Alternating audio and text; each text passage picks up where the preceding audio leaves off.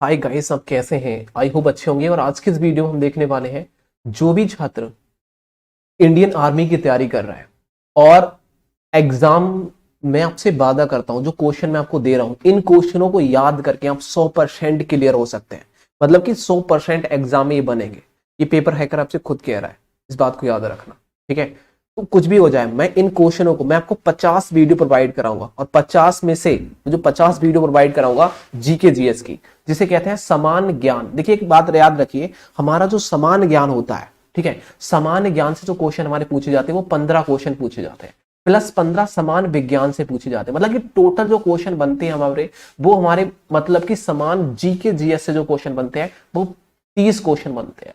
तो 30 क्वेश्चन इस वीडियो में आपको देखने को मिलेंगे और इन क्वेश्चनों से जो भी क्वेश्चन बन सकते हैं उन क्वेश्चनों को भी देखेंगे, क्योंकि हमें एक्स्ट्रा पढ़ना पड़ेगा, तभी हम अच्छे नंबर से पास हो पाएंगे। और मैं आपसे वादा करता हूं 30 नंबर, आप लगभग 50 नंबर का आपका पेपर होता है, जिसमें से 15 क्वेश्चन मैथ के आते हैं प्लस 5 क्वेश्चन रीजनिंग के आते हैं। मैथ और 5 क्वेश्चन रीजनिंग वाले, इन दोनों को भी मैं कॉम्बो करके वीडियो बनाऊंगा। मतलब कि 20 जो क्वेश्चन होंगे वो अलग इसके वीडियो में ही, मतलब कि अलग वीडियो में डालेंगे, ठीक है? जीके जीएस की एक वीडियो बनाएंगे और मैथ और जो आपको जो रीजनिंग है, जो 5 क्वेश्चन रीजनिंग के और 15 क्वेश्चन मैथ के पूछे जाते हैं, उसकी वीडियो अलग बनाएंगे, ठीक है? तो कोई दिक्कत नहीं है। लेकिन मैं आपको इस वीडियो में बताने वाला हूं केवल जीके जीएस रिलेटेड 30 क्वेश्चन जो मोस्ट इंपोर्टेंट है आपके एग्जाम के लिए। 2022 में आने वाले क्वेश्चन बता रहा हूं, मोस्ट इंपोर्टेंट है, इससे बाहर कुछ नहीं जाने वाला। तो देखो, अच्छे तरीके से देख लो। पहला क्वेश्चन आपके डिस्प्ले पे है, इस क्वेश्चन का आंसर दो। एक बार कोशिश करो, कमेंट सेक्शन में आंसर दो, बताओ क्या रहने वाला है। तो आप सभी लोगों का आंसर आएगा कि पानीपत की जो तृतीय लड़ाई हुई थी, जो तीसरी लड़ाई हुई थी, वो मराठों और किसके बीच में हुई थी, ये बताइए। तो मराठों द्वारा पराजित किए हुए थे। तो मराठों किसको द्वारा पराजित हुए? जो मराठे थे, मराठा कह सकते हैं, किसके द्वारा पराजित हुए थे? तो तृतीय लड़ाई में। तो आप कहोगे, जो देखिए, यदि हम तृतीय लड़ाई की बात, पहली लड़ाई की बात करेंगे, यदि फर्स्ट लड़ाई की बात करें, पानीपत के फर्स्ट लड़ाई कब हुई थी? तो आप होगे 1526 में हुई थी। कब हुई थी भाई? 1526 में। किस किस के बीच हुई थी? तो आप होगे बाबर के बीच हुई थी और इब्राहिम के बीच हुई थी। किसके बीच हुई थी? बाबर और हुई थी इब्राहिम के, ठीक है? इब्राहिम लोदी था, उसके बीच में हुई थी। यही तो हुई, बाबर और इब्राहिम लोदी के बीच में हुई। उसके बाद में सेकंड यदि युद्ध की बात की जाए तो कब हुआ था? तो आप सभी कहेंगे 1556 में हुआ था। अरे 1556 में तो हुआ था, लेकिन किस किस के बीच में हुआ था? तो कहोगे एक बाबर का सेनापति था। कौन था भाई? सेनापति। याद रखना, बाबर का सेनापति था, क्या था? उसका नाम था बैरम। क्या था? बैरम खां। याद रखिए, दूसरा किसका था? बैरम खां। बाबर का सेनापति था। उसके बाद में एक था शेरशाह सूरी का सेनापति, शेरशाह, ठीक है, याद रखिए, शेरशाह, ठीक है, शेरशाह सूरी था, उसका क्या था? सेनापति था। उसका नाम क्या था? हेमू। उसका नाम क्या था? हेमू। बैरम और हेमू के बीच में क्या हुआ? युद्ध हुआ। कौन सा? पानीपत का तृतीय युद्ध, ठीक है? अब उसके बाद में अब आगे हमारी पानीपत का तृतीय युद्ध। तृतीय युद्ध कब हुआ था? तो आप कहेंगे ये हुआ था 1761 में। जब 1761 में जब पानीपत का तृतीय युद्ध हुआ था, तो किस किस के बीच हुआ? अब ये बात हमारी आ जाती है। तो पहला हुआ था, देखो, तृतीय युद्ध हुआ था वो मराठों और किसके बीच हुआ था? तो आप कहोगे अब्दाली के बीच में। याद रखिए, अब्दाली क्या होता है? Ahmad Shah Abdali. Option number C is right. कोई क्लियर?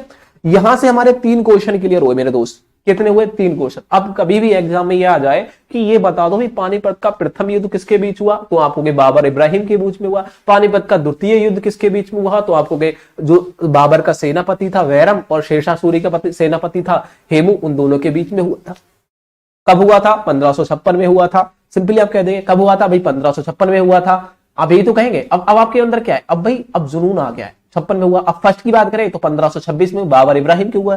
तीसरे युद्ध की बात करें, मराठों के बीच में हुआ था और किसके? अब्दाली के बीच में हुआ, अहमद शाह अब्दाली। बस खत्म, तीनों क्वेश्चन क्लियर हो गए।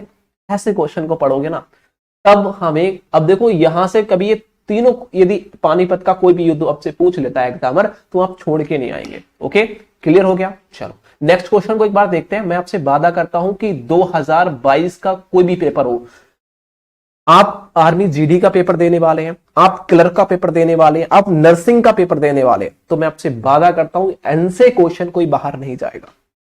समझ रहे हो? दूसरे क्वेश्चन को देखो। दूसरा क्वेश्चन है हिमाचल प्रदेश की राजधानी क्या है? भाई देखो, याद रखना, प्रदेशों की राजधानी जरूर याद कर लेना। हमारे कितने प्रदेश है? उन सभी प्रदेशों, 28 प्रदेश है, 8 है, 28 प्रदेश है, तो इनको सबकी राजधानी बहुत जरूरी है। तो कैसे याद करोगे? आपको पता है हिमाचल प्रदेश की राजधानी क्या है? तो आपको हिमाचल प्रदेश की शिमला है। सभी को पता है भाई हिमाचल प्रदेश की क्या है? शिमला है। देहरादून किसकी है? यूके उत्तराखंड की राजधानी है, ये सभी को पता है, बस खत्म। नेक्स्ट क्वेश्चन को देखो, नेक्स्ट क्वेश्चन, ये बाकी किसी की राजधानी नहीं है, मंडी फंडी किसी की राजधानी नहीं है। नेक्स्ट क्वेश्चन, तीसरा क्वेश्चन आपके सामने, इस क्वेश्चन का आंसर कमेंट सेक्शन बताओ क्या होगा। एक बार सबसे पहले देखता हूं कौन देता है, क्वेश्चन को देखते ही। यहां कह रहा है स्वराज मेरा जन्म सिद्ध अधिकार है, ये किसने कहा था? बताओ, स्वराज मेरा जन्म सिद्ध अधिकार है, ये किसने कहा था? बताओ, ये किसका नारा है? नारा पूछ लेते हैं आपसे, किसका नारा है बताओ। देखते हैं कौन देता है इसका आंसर, देखते हैं कौन देता है इसका सबसे पहले आंसर। स्वराज मेरा जन्म सिद्ध अधिकार। अब देखो जी हाँ, जब जन्म की बात आती है, ट्रिक देख लो, अब ट्रिक बता रहा हूं मैं तुम्हें, ट्रिक कैसे। आप कहोगे भाई जन्म सिद्ध, जन्म का मतलब क्या है भाई? जन्म जब होगा तो हमें क्या लगाते हैं भाई? तिलक लगा देते हैं, पता है तुमको? तिलक लगा देते हैं। जब किसी बच्चे का जन्म होता है तो तिलक लगा देते हैं, एक काला सा, काला कैसे लगा देते हैं? काला सा तिलक लगा देते हैं, उसे नजर ना लगे, कहते हैं उसे नजर ना लगे भाई, नजर ना लगे तिलक, तो बाल गंगाधर तिलक। जन्म की बात करें, स्वराज मेरा जन्म सिद्ध अधिकार है, तो तिलक हो जाएगा। आप सिंपल याद कर लो, क्या दिक्कत किसी को? कोई दिक्कत किसी को बताओ मुझे।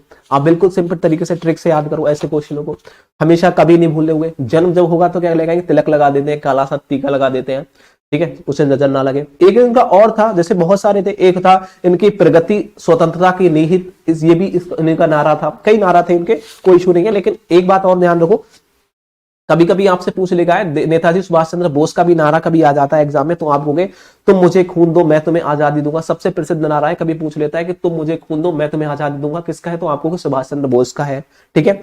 आजादी कहते हैं आजादी दी नहीं जाती ली जाती है, ये भी सुभाष चंद्र बोस ने कहा था, ठीक है। और ऐसे बहुत सारे, और देखिए बात करूं भगत सिंह के नारे की, एक दो नारे आपको बता दूं, जैसे कि कहता है मेरा धर्म मेरे देश की सेवा करना है, ये उन्होंने कहा था। तो कुछ नारे हैं, लेकिन सबसे ज्यादा प्रसिद्ध नारे सुभाष चंद्र बोस के और बाल गंगाधर तिलक के ज्यादा पूछे जाते हैं, ठीक है। इनको मैंने आपको बता दिया, आप इस प्रकार से याद कर लेना, बहुत ज्यादा इंपॉर्टेंट है। नेक्स्ट क्वेश्चन आपके सामने है, आप नोट भी कर सकते हैं, मैं जो बोल रहा हूं आप एक कॉपी के नोट्स भी कर सकते हैं, बहुत जरूरी रहेगा आपकी लाइफ के लिए।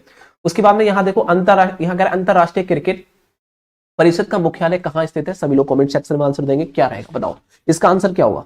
एक बार सबसे देखते हैं, सबसे पहले कौन देता है इसका आंसर। अंतरराष्ट्रीय क्रिकेट परिषद का मुख्यालय कहां है?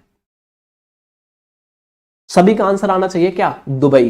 कहां है भाई? दुबई। अब दुबई कहां है? आपसे ये भी तो पूछ सकता है कि दुबई है कहां, ये आपसे सिंपल पूछ लेता है अंतरराष्ट्रीय क्रिकेट परिषद का मुख्यालय कहां है, तो यहां दुबई ना दिया होता तो आप कहेंगे अमीरात। याद रखिए अमीरात, जिसे कहते हैं संयुक्त अरब अमीरात, ठीक है, याद रखिए इस बात को, ये बहुत ज्यादा इंपॉर्टेंट है। ये संयुक्त अरब अमीरात में दुबई स्थित है और दुबई में ही है, और इसको हम सिंपल अंतरराष्ट्रीय क्रिकेट को आईसीसी भी बोलते हैं, याद रखिए आईसीसी बोलते हैं, इसे इंटरनेशनल क्रिकेट काउंसिल भी बोलते हैं, ठीक है। तो इसको बहुत जरूरी है। और इसकी स्थापना कभी आपसे पूछ ले, इसकी स्थापना कब हुई थी, तो आप कहोगे 1909 में इसकी स्थापना हुई थी। लिख लो मेरे रसगुल्लो, समझ रहे हो मेरी बात को। उसकी बात करें, ठीक है, इसने ये जो अंतरराष्ट्रीय क्रिकेट परिषद है, इसके जब इसकी स्थापना हुई थी 1909 में, तो उस समय कितने देश इसके सदस्य थे, ठीक है। कभी पूछ ले कितने देशों ने इसकी सदस्यता दी थी, तो आप कहोगे 104 देश इसके सदस्य बने थे अंतरराष्ट्रीय क्रिकेट परिषद के, इस बात को याद रखना। जिसमें बात की जाए 12 पूर्व सदस्य थे, इसमें क्या थे 12 पहले से ही सदस्य थे, और उसके बाद में 92 जो थे 92 ने एरोंटिन एस सदस्य और पारित किए गए। तो अब जो प्रेजेंट में है वो 104 देश है, तो अंतरराष्ट्रीय क्रिकेट के परिषद के मुख्यालय है, और अंतरराष्ट्रीय क्रिकेट परिषद के जो देश सदस्यता ली गई है वो टोटल देशों की संख्या 104 है, इस प्रकार से याद करिएगा, ठीक है। और इसका मुख्यालय कहां है? दुबई। कहां है? अमीरात में, ठीक है, अमीरात। इसकी स्थापना कब हुई थी? 1909 में, याद रखेंगे। नेक्स्ट क्वेश्चन है, भारतीय विज्ञान संस्थान कहां स्थित है? भारतीय विज्ञान संस्थान कहां स्थित है? कभी आपसे पूछ ले, बताइए भारतीय विज्ञान संस्थान कहां स्थित है? सभी का आंसर आएगा, एक बार देखते हैं कमेंट सेक्शन में कौन देता है। हाँ, भारतीय विज्ञान संस्थान जिसे कहते हैं इंडियन इंस्टीट्यूट ऑफ साइंस, कहां स्थित है? बहुत ही बढ़िया, सभी का बेंगलुरु आना चाहिए। और बेंगलुरु कहां है भाई? बेंगलुरु कहां पड़ता है? तो आप कहोगे कर्नाटक। कहां पड़ता है भाई? बेंगलुरु कहां है? कर्नाटक। कर्नाटक, बेंगलुरु की राजधानी कर्नाटक, कर्नाटक की राजधानी बेंगलुरु है, याद रखिए, ठीक है। इस प्रकार से बेंगलुरु हो जाएगा, ठीक है, कर्नाटक बेंगलुरु, ओके। सभी बात, चेन्नई तमिलनाडु की है, ओके, हाँ सभी की, बहुत ही बढ़िया। तो ऑप्शन नंबर क्या हो जाएगा? ए इज राइट रहेगा। नेक्स्ट क्वेश्चन, राजधानी में है इसके बेंगलुरु में, कौन सा? तो आपको भारतीय विज्ञान संस्थान, बहुत ज्यादा इंपॉर्टेंट है, national institute of science, next question आता है रामायण ग्रंथ किसने लिखा? भाई रामायण ग्रंथ था वो किसके द्वारा लिखा गया था? अब बताओ रामायण किसने लिखी थी, आप ये बताइए। तो सभी का आंसर आना चाहिए, रामायण जो थी वाल्मीकि द्वारा लिखी गई थी। मोस्ट इंपोर्टेंट है ऑप्शन नंबर ए, सभी को पता होना चाहिए, बहुत ज्यादा क्वेश्चन पूछे जाते हैं ऐसे क्वेश्चन। अब कभी कभी इसके अंदर आता है कि जो वाल्मीकि द्वारा लिखी गई थी, तो जो वाल्मीकि थे वो कौन थे? वाल्मीकि तो और किस नाम से जाना जाता था? तो आप कहोगे उसे आदि कवि के नाम से भी, कवि के नाम से भी जाना जाता था। ठीक है ठीक है, किसके? आदि कवि के नाम से भी जाना जाता था। अभी कभी पूछ ले इसमें श्लोक कितने थे, रामायण के अंदर कितने श्लोक थे? तो आप कहोगे 24,000 श्लोक थे। रामायण के अंदर कितने श्लोक है? तो सभी कहेंगे 24,000 श्लोक है। और इसकी जब कांड की बात कर दे, इसमें कांड कितने हैं? तो आप कहोगे 6 कांड थे। कितने? 6 कांड थे रामायण में। कांड को हम अध्याय कहते हैं, याद रखिए, कांड का मतलब वो नहीं है गलत, अध्याय, कांड को हम अध्याय कहते हैं। ठीक है, इतने पार्टों में डिवाइड है, 6 पार्टों में। ठीक है, हाँ नेक्स्ट क्वेश्चन, ये बोला गया सूर्य मंदिर कहां स्थित है? बताइए सूर्य मंदिर कहां स्थित है, कहां पर स्थित है? आप बताइए सूर्य मंदिर कहां पर स्थित है? बहुत ही बढ़िया, सभी का आना चाहिए, कोणार्क में स्थित है। और कोणार्क कहां है? उड़ीसा में है, आप सभी को पता है। कहां भाई? कोणार्क कहां है? उड़ीसा में है। तो इस प्रकार से याद कर सकते हैं कि सूर्य मंदिर की जब भी बात करें तो सूर्य क्या होता है? पूरब से उगता है और उड़के हुए पश्चिम में पहुंच जाता है, आपको पता है, पश्चिम में छुप जाता है, तो उड़ता है मतलब उड़ीसा। ठीक है, कोणार्क उड़ीसा, इस प्रकार से याद कर सकते हैं। नेक्स्ट क्वेश्चन, यहां हम बात करने वाले हैं, देखो ये क्वेश्चन बहुत जबरदस्त है आपके सामने। यहां बोला गया भारत और पाकिस्तान, देखो यहां भारत बोला गया है, पाकिस्तान बोला गया है, श्रीलंका के अलावा वह कौन सा एशिया देश है जहां मुद्रा रुपया है? जहां की मुद्रा रुपया है, मतलब कि एशियाई जो देश हैं उनमें 4 देश ऐसे हैं जिनकी मुद्रा रुपया है। तो एक तो हमारा भारत है, इसमें रुपया चलता है, एक तो पाकिस्तान है, उसमें भी रुपया चलता है, और एक है श्रीलंका, इसमें भी रुपया चलता है। एक देश और है जिसमें रुपया चलता है, तो आप सभी का आंसर आएगा नेपाल। एक ऐसा देश है जिसमें रुपया चलता है। तो एशियाई देशों की बात करें टोटल, तो 4 ऐसे देश हैं जिसमें रुपया चलता है, भारत, पाकिस्तान, श्रीलंका और नेपाल। आंसर ऑप्शन नंबर सभी का बी आना चाहिए। नेक्स्ट क्वेश्चन, नेक्स्ट क्वेश्चन है कि कोरोना वायरस का जो आधिकारिक नाम क्या था? आधिकारिक नाम, कोरोना वायरस को कौन से नाम से जानते थे? तो आप सभी को यार ये तो पता हो, कोविड-19 चल रहा है भाई, टीका लगवा लो। तो भाई answer option number D. Next question देखिए, नेक्स्ट क्वेश्चन हमसे पूछा गया है, प्रसिद्ध गीत जो था सारे जहां से अच्छा हिंदोसिता हमारा, हम बुलबुले हैं इसके, है ना? तो ये रचना किसकी थी ये बताइए, बताओ कौन? देखते हैं कौन कमेंट सेक्शन में सबसे पहले आंसर देता है। ये तो सभी को पता होगा यार बताओ, सारे जहां से अच्छा हिंदोसिता हमारा, हम बुलबुले हैं उसके, ये बताओ ये किसका था? मोहम्मद इकबाल का। भाई सभी का ऑप्शन नंबर क्या आना चाहिए? भाई बी इज राइट है, option number B is right है। ठीक है, राष्ट्रीय गान वगैरह नहीं है ये ठीक है, ये गीत है, प्रसिद्ध गीत था सारे जहां से अच्छा, ये मोहम्मद इकबाल का है। ऑप्शन नंबर बी की ओर जाएंगे।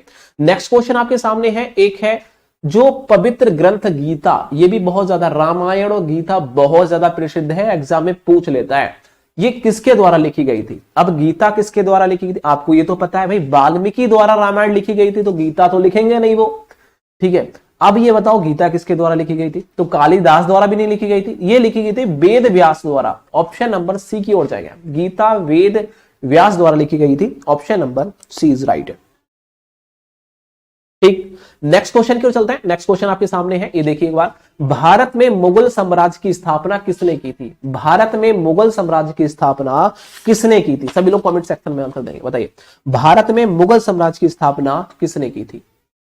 हाँ बहुत ही बढ़िया, मुगल साम्राज्य की बात की जाए, अब देखिए जब मुगल साम्राज्य कब आया था, तो आपको यह पता होगा जब इब्राहिम लोधी को जब हराया गया था। कब हराया गया था? पानीपत के प्रथम युद्ध कब हुआ था दोस्तों? तो 1526 में।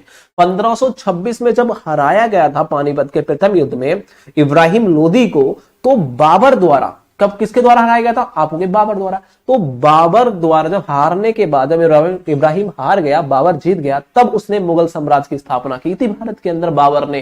तो ऑप्शन नंबर यहां ए इज राइट रहेगा। ओके, नेक्स्ट क्वेश्चन की ओर चलते हैं बहुत अच्छे पॉइंट है और मैं बेसिक तौर पे आपको बता रहा हूं ताकि आपको हमेशा याद रहे ऐसे क्वेश्चन रिपीटेड। नेक्स्ट क्वेश्चन है, प्रसिद्ध कामाख्या देवी मंदिर किस राज्य में स्थित है? कभी एग्जाम में आता है कि कामाख्या देवी मंदिर, बहुत ही ज्यादा ये प्रसिद्ध है कामाख्या देवी मंदिर। अब एक बात हमेशा याद रखना, मैं आपको बता रहा हूं, ठीक है? तो कामाख्या, देखो कामाख्या देवी मंदिर है कि हर एक इंसान की जो कामना होती है वो पूरी हो जाती है इस मंदिर में। ये देवी मंदिर है, ये किस राज्य में स्थित है हमसे ये पूछा है।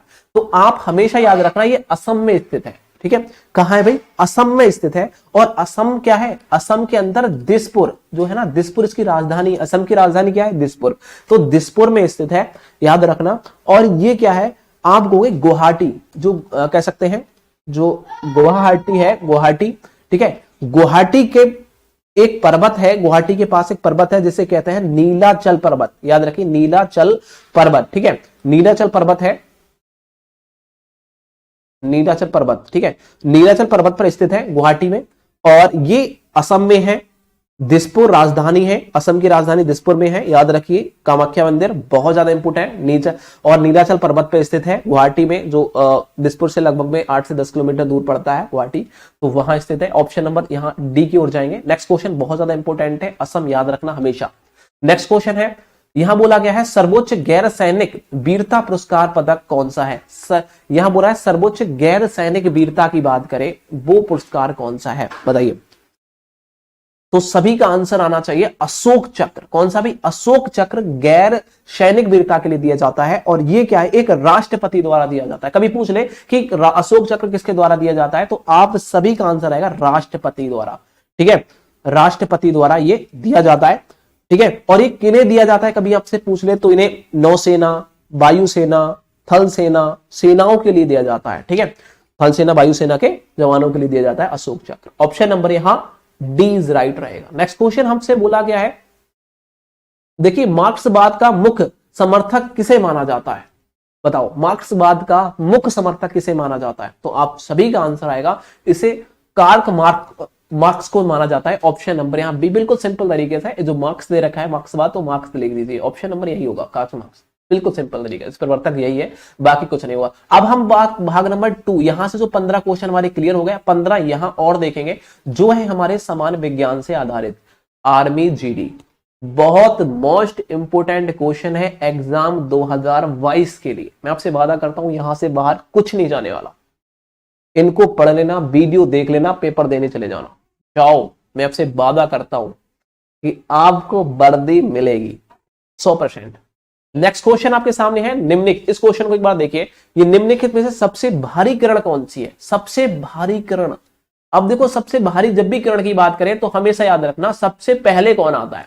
तो आप कहोगे अल्फा, बीटा, गामा, यही तो किरणें होती है, तो अल्फा जो होती है वो सबसे भारी किरण होती है। तो यहां सबसे ज्यादा ऑप्शन नंबर बी की ओर जाएंगे, अल्फा किरण सबसे भारी होती है। इस बात को हम याद रखेंगे हमेशा। नेक्स्ट क्वेश्चन की ओर चलते हैं। नेक्स्ट क्वेश्चन हमारे पास में है, यहां बोला गया है रक्त में उपस्थित हीमोग्लोबिन एक जटिल प्रोटीन है जो ठीक है, जिसमें से डॉट डॉट संपन्न होता है। तो आपको पता है लोहा पाया जाता है, चांदी सोना तो पाया नहीं जाता होगा खून के अंदर, लोहा की मात्रा होती है, थोड़ी सी होती है, नहीं होती है? बताओ, हीमोग्लोबिन में लोहा की मात्रा होती है। तो वही आंसर तो हमसे पूछ रहा है कि रक्त में उपस्थित हीमोग्लोबिन एक जटिल प्रोटीन है जो कि संपन्न होता है लोहे से होता है। ऑप्शन नंबर क्या होगा भाई? डी की ओर जाएंगे। नेक्स्ट क्वेश्चन यहां बोला गया हास गैस रासायनिक सूत्र क्या होगा? हास गैस का मतलब क्या होता है? जिसे हम लाफिंग गैस कहते हैं, मतलब इसे सूंघने से हमें क्या हो जाए भाई? हंसी आने लगे। लाफिंग गैस, हास गैस, यही तो गलती है। अब कभी भी ये पूछ ले तो एन पर देखो हमने क्या मारा? 2 मार दिया। एन को हमने क्या किया? एन एक बंदा था उसको हमने 2 मार दिए। अब 2 मारने लगे तो वो आंसू ओ से हो जाएगा, आंसू, आंसू निकलने लगे उसको भैया। अब क्या हुआ? आंसू निकलने लगे, हंसेगा तो आंसू तो निकलेंगे ना। एन के 2 मार दिए तो ओ आंसू, आंसू निकलने लगे, तो N2O इस प्रकार से हम याद कर लेंगे। याद रखना लाफिंग गैस N2O क्या हुआ? N2O। ऑप्शन नंबर क्या हुआ? सी परम सत्य आंसर होगा। N2O क्या हुआ? हास्य गैस, लाफिंग गैस हो जाएगी। नेक्स्ट क्वेश्चन हमसे बोला गया है निम्नलिखित में से कौन सा गैस उत्कर्षी गैस नहीं है? तो आपको कभी भी याद है उत्कर्षी गैस को हम अक्रिय गैस भी कहते हैं। बेटा क्या कहते हैं? अक्रिय गैस भी बोलते हैं, ठीक है? अक्रिय गैस, ठीक है? उत्कर्ष गैस को हम अक्रिय गैस भी कहते हैं। और अक्रिय गैस की जो टोटल 6 अक्रिय गैस होती है जो शून्य वर्ग में आती है। अक्रिय गैस की संख्या कितनी होती है भाई? 6 होती है। जस्ट मोमेंट रुकेंगे, बस 1 मिनट। कितनी होती है अक्रिय गैसों की संख्या? तो आप सभी कहेंगे भाई 6 होती है। कौन कौन सी होती है? तो लिख लो, नोट कर लो, बहुत जरूरी है। यहां से एक क्वेश्चन यूपी पुलिस में भी पूछा गया था, बहुत बार पूछा जाता है, इसलिए मैं आपसे कहता हूं। और हमसे पूछा है नहीं तो आप तो वैसे ही बता दोगे कि ऑक्सीजन नहीं होगी, तो ऑप्शन नंबर ए आप लगा दोगे, मुझे पता है आप इसका आंसर लगा दोगे ए, बिल्कुल ठीक है। लेकिन अभी कभी पूछ ले अक्रिय गैस कौन सी है, ऑक्सीजन दे रखी हो, नाइट्रोजन बहुत सारी दे रखी हो, तो आप क्या? तो देखो सबसे पहली होती है, देखो नियोन, नियोन को एनी कहते हैं, ये भी एक उत्कर्ष गैस होती है। एक होता है हीलियम, एच, ये भी होती है। आर्गन, ए आर होती है। और उसके बाद में होती है एक जिसे कहते हैं, देखो लिख लो, क्रिप्टॉन। क्रिप्टॉन क्या होती है? जिसे के आर कहते हैं। और जेनॉन होती है एक, जेनॉन याद रखिए, जेनॉन। जेनॉन जो गैस होती है वो होती है एक्सी। और एक होती है रेडॉन, याद देखो रेडॉन, ठीक है। तो रेडॉन होती है वो होती है आर एन। तो कितनी हो गई? 1 2 3 4 5 6, ये 6 गैस होती है। अक्रिय गैस को ही उत्कर्ष गैस बोलते हैं। इस मोस्ट इंपोर्टेंट है, हमसे पूछा है कौन सी नहीं है, तो आप हो गए ऑक्सीजन नहीं होती है, बाकी देखो ये सारी मिल गई, तो इज राइट। ओके, कोई दिक्कत किसी को? आप याद रखना एनी, देखो any H E, any H E एक्सी, याद रखो इस प्रकार से याद लिख लो, एन ई एच ई और एक्स ई, ठीक है, ये 3 हो गई। उसके बाद ए आर और ए आर, उसके बाद के are, A R K are और आर एन, बस इतना याद कर लो। इस टॉपिक से लिखो, आप समझ में आ जाएगा। देखो एनी एक्सी, देखो एनी एच ई एक्सी, एनी एच ई एक्सी, एनी एच ई एक्सी, इस प्रकार से याद करो, एनी एच ई एक्सी, A R K R R N, A R K R R N, A R K R R N, बस इस प्रकार से याद कर लो, कोई दिक्कत नहीं होगी। नेक्स्ट क्वेश्चन की ओर चलिए। यहां हमसे बोला गया है किस विटामिन से हड्डियों को मजबूती मिलती है? तो आपको सभी पता होगा, विटामिन डी जो होता है वो हमारी हड्डियों को कैल्शियम प्रदान करता है, ठीक है, तो यही हड्डी मजबूत होगी। तो option number D is right होगा। नेक्स्ट क्वेश्चन आपके सामने आ गया है, देखिए ये बहुत ज्यादा पूछा जाता है कि वीसीजी, जो वीसीजी का जो टीका लगता है उसका उपयोग रोकथाम, किस रोग के रोकथाम के लिए किया जाता है, ठीक है। तो कौन से रोग के उपयोग रोकथाम के लिए किया जाता है? तो कौन से ऐसा रोग है जिसके रोकथाम के लिए बीसीजी का टीका प्रयोग करते हैं? तो आपको याद रखना, इसके लिए हमेशा टीबी का यूज करते हैं, टीबी वाले जो टीबी वाले वायरस। और टीबी को हम क्या एक और नाम से जानते हैं जिसे कहते हैं तपेदिक, तपेदिक के नाम से। तो बीसीजी का टीका टीबी और तपेदिक में यूज किया जाता है। ऑप्शन देखिए ता से हो जाएगा टी, इस प्रकार से याद रखिएगा, तपेदिक, ठीक है, याद रखिए ता से हो जाएगा टी, टी से टीबी और तपेदिक। ओके, कोई दिक्कत किसी को? बीसीजी का टीका। नेक्स्ट क्वेश्चन को चलते हैं। यहां कह रहा है पीतल में शामिल होता है। भाई पीतल जब बनता है तो वो क्या क्या चीजों से बनकर बना होता है? मैं आपको सिंपल ट्रिक बता दूं, जब हम पीतल में हम पानी भर देते हैं, याद रखो ये पीतल का बर्तन है और इसमें हमने क्या भर दिया? भाई पानी भर दिया। जब पानी भर देते हैं तो आपने कभी कभी देखा होगा, यदि आपके घर में होगा तो उसके अंदर काजी जम जाती है, मतलब काली काली टाइप की काजी जम जाती है। क्या जम जाती है? का और जी, क्या जम जाती है?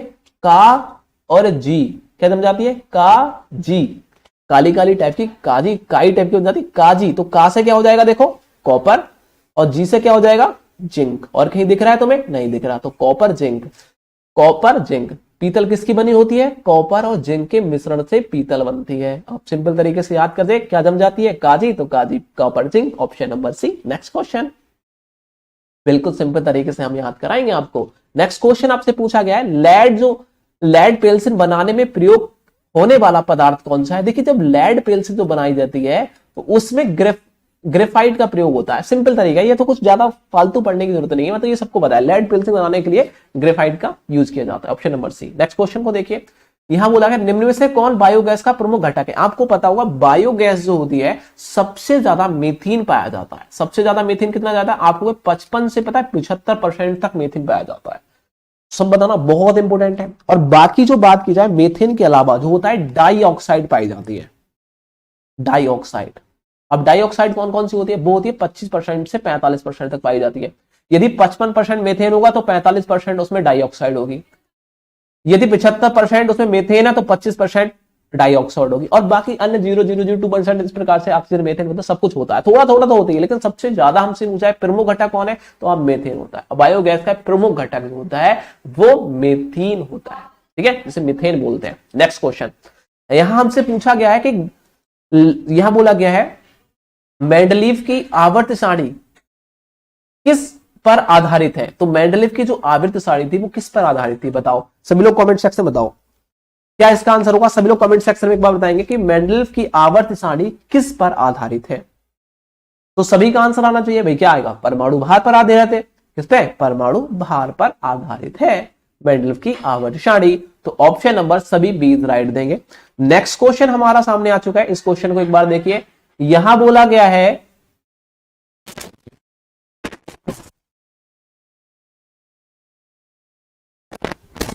देखिए दोस्तों, यहां जो बोला गया है इस क्वेश्चन को देखेंगे। यहां बोला गया है संतरे में विटामिन प्रचुर मात्रा में पाया जाता है। तो संतरे के अंदर आप जानते हैं संतरा खट्टा टाइप का होता है, तो उसमें विटामिन सी ही पाया जाएगा। बिल्कुल राइट है संतरा। तो ऑप्शन नंबर जिसने भी दिया है सी, बी ऑप्शन राइट होगा। यहां बोला गया है बर्फ का गलनांक की बात करें तो बर्फ का गलनांक कितना होता है? यार बर्फ कब जम जाएगा? जब आप कहोगे जब 0 डिग्री सेल्सियस पर कुछ होगा तो बर्फ ही जमता है। तो जब बर्फ 0 डिग्री सेल्सियस पर जब जम जाएगा, यदि आपसे सेल्सियस में दे रखा है तो बर्फ का गलनांक 0 डिग्री सेल्सियस होता है। लेकिन यदि केल्विन में दे रखा हो तो आप क्या करोगे? तो कहोगे 273 केल्विन। याद रखना 273 केल्विन, केल्विन की बात करें। ठीक है। नेक्स्ट क्वेश्चन आपसे पूछा जाता है, केल्विन भी पूछ सकता है कभी कभी, इसलिए केल्विन को भी याद कर लेना। नेक्स्ट क्वेश्चन है, निम्न में से कौन सी धातु को लोहे के साथ प्रयोग करने से स्टेनलेस स्टील बनती है? अब बताइए, स्टेन कह सकते हैं स्टेनलेस स्टील जो बनती है वो कौन से धातु के प्रयोग करने से बनती है? तो सभी का आंसर आएगा क्या बनती है? Cr। हमने बताया था ना आपको। क्रोमियम, जो क्रोमियम होता है, क्रोमियम जिसे बोलते हैं, क्रोमियम के प्रयोग से क्या बनता है? स्टील बनती है। और इसका जो परमाणु भार की बात की जाए, इसका जो परमाणु संख्या की बात की जाए वो 24 होता है। इस प्रकार से याद रखिए। नेक्स्ट क्वेश्चन हमसे पूछा गया है, लास्ट क्वेश्चन नहीं तो अभी एक क्वेश्चन और है। इस क्वेश्चन को एक बार चेक करिए। यहां कह रहा है आकाशीय पिंडों को देखने के लिए किसका प्रयोग किया जाता है? तो आप आकाशीय पिंडों को खगोल दूरदर्शी द्वारा भी देखा जाता है, ये बात सही है। दूर की वस्तु को देखने के लिए खगोल दूरदर्शी का यूज है। लेकिन आकाशीय पिंडों की जब भी बात करें तो आप क्या बताएंगे? टेलीस्कोप का यूज किया जाता है। किसकी? टेलीस्कोप का यूज किया जाता है आकाशीय पिंडों को देखने के लिए। किसके? टेलीस्कोप का यूज किया जाता है आकाशीय पिंडों को। लेकिन दूर की वस्तु को देखने के लिए खगोलीय दूरदर्शी का यूज किया जाता है। ओके, समझ में आ गया? चलो नेक्स्ट क्वेश्चन आपके सामने है। ये क्वेश्चन बोला गया मनुष्य के शरीर के किस अंग द्वारा रक्त का शुद्धिकरण किया जाता है?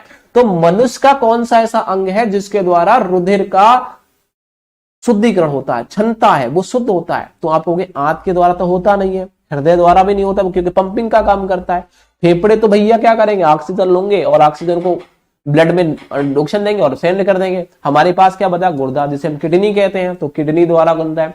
तो आपकी आज की वीडियो कैसे लगी कमेंट सेक्शन में आप जरूर बताना। मैं आशा करता हूं कि वीडियो पसंद आई होगी। और ये क्वेश्चन मोस्ट इंपोर्टेंट है आपके एग्जाम 2022 में। आर्मी जीडी को हम कुछ भी हो जाए वर्दी लेकर आएंगे। तो ये क्वेश्चन मोस्ट इंपोर्टेंट है। चैनल को सब्सक्राइब कर लेना, बेल आइकन प्रेस कर देना और ज्यादा से ज्यादा दोस्तों को शेयर कर देना। मिलते हैं नेक्स्ट, तब तक के लिए बाय।